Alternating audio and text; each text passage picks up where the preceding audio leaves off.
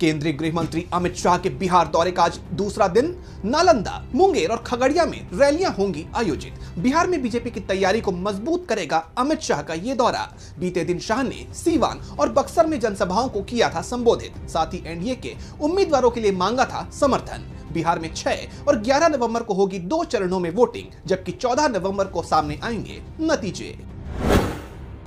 आज से शुरू हो रहा है छठ का पावन त्योहार। 4 दिवसीय इस पर्व में आज नहाय खाए का दिन। कद्दू भात के साथ इस अनुष्ठान की होगी शुरुआत। इसके बाद 26 अक्टूबर को शाम में होगा खरना पूजन, जिसके बाद खीर और रसिया खाने के बाद कार्तिक छठ के समापन या पारण होने तक करीब 36 घंटे तक का निर्जला उपवास हो जाएगा शुरू। घाट पर श्रद्धालुओं की उमड़ेगी भारी भीड़, सूर्य देव की करेंगे उपासना। आज होगी हिमाचल मंत्रिमंडल की बैठक। दोपहर 12 बजे राज्य सचिवालय में आयोजित की जाएगी बैठक। स्वास्थ्य, राजस्व और आपदा राहत पैकेज पर होंगी अहम चर्चाएं। मुख्यमंत्री सुखविंदर सिंह सुक्खू की अध्यक्षता में होगी बैठक।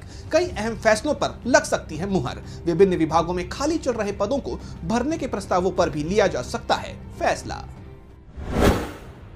छत्तीसगढ़ में लगातार दूसरे साल बस्तर ओलंपिक्स का आयोजन। पिछले साल की तुलना में तिगुना होकर रिकॉर्ड 3,91,297 खिलाड़ियों तक पहुंच गया है पंजीकरण। सरेंडर कर चुके नक्सली, नक्सल हिंसा के पीड़ित और दिव्यांग युवा भी विशेष श्रेणी में लेंगे हिस्सा। आयोजन में 11 खेल अनुशासनों जैसे रनिंग, कबड्डी, खो खो, तीरंदाजी, फुटबॉल आदि हैं शामिल। ब्लॉक स्तर से शुरू होकर जिला, संभागीय और राज्य स्तर तक चलेंगी प्रतियोगिताएं। उत्तर प्रदेश के लखीमपुर खीरी के कबीर धाम मुस्तफाबाद में आज से 27 अक्टूबर तक 3 दिवसीय कबीर महोत्सव का आयोजन। आज मंगल कलश यात्रा के साथ ध्वजारोहण और कबीर वाणी के पाठ से होगी कार्यक्रम की शुरुआत। 3 दिनों में कबीर दास के दोहों पर आधारित भजन संध्या, प्रवचन सत्र और सांस्कृतिक कार्यक्रम होंगे आयोजित। समारोह में आखिरी दिन शिरकत कर सकते हैं सीएम योगी आदित्यनाथ।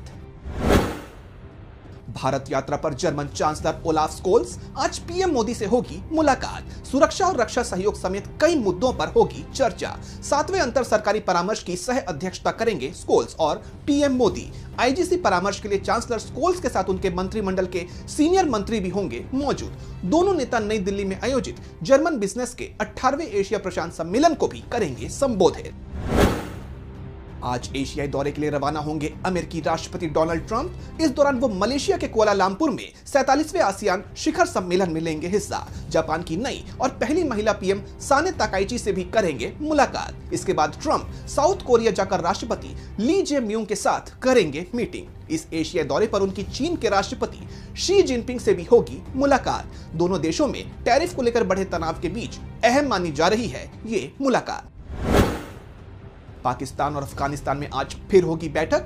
इस्तांबुल में जुटेंगे दोनों देशों के प्रतिनिधि। हालिया संघर्ष और उसके बाद से जारी तनाव को लेकर करेंगे चर्चा।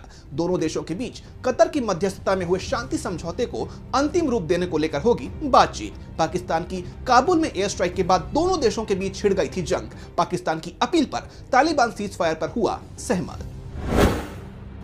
भारत और ऑस्ट्रेलिया के बीच आज खेला जाएगा तीसरा वनडे इंटरनेशनल मैच। सुबह 9 बजे से ऑस्ट्रेलिया के सिडनी क्रिकेट ग्राउंड पर खेला जाएगा मुकाबला। अभी तक 3 मैचों की सीरीज में ऑस्ट्रेलिया 2-0 से है आगे। भारत के लिए नाक बचाने की है लड़ाई। हार मिली तो सीरीज में होगा क्लीन स्वीप। फैंस को एक दिलचस्प मुकाबले की है उम्मीद।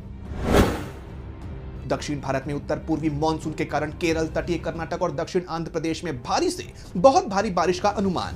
तमिलनाडु और तेलंगाना में हो सकती है मध्यम से भारी बारिश। ओडिशा और छत्तीसगढ़ में मौसम साफ रहने का अनुमान। मध्य प्रदेश और विदर्भ में हल्की बारिश की है संभावना। दिल्ली एनसीआर में हो सकती है हल्की बूंदाबांदी। पश्चिम में गुजरात के सौराष्ट्र, कच्छ और महाराष्ट्र के कोंकण में बारिश के आसार। राजस्थान में शुष्क रहेगा मौसम। कुछ राज्यों में ठंड ने दे दी है दस्तक।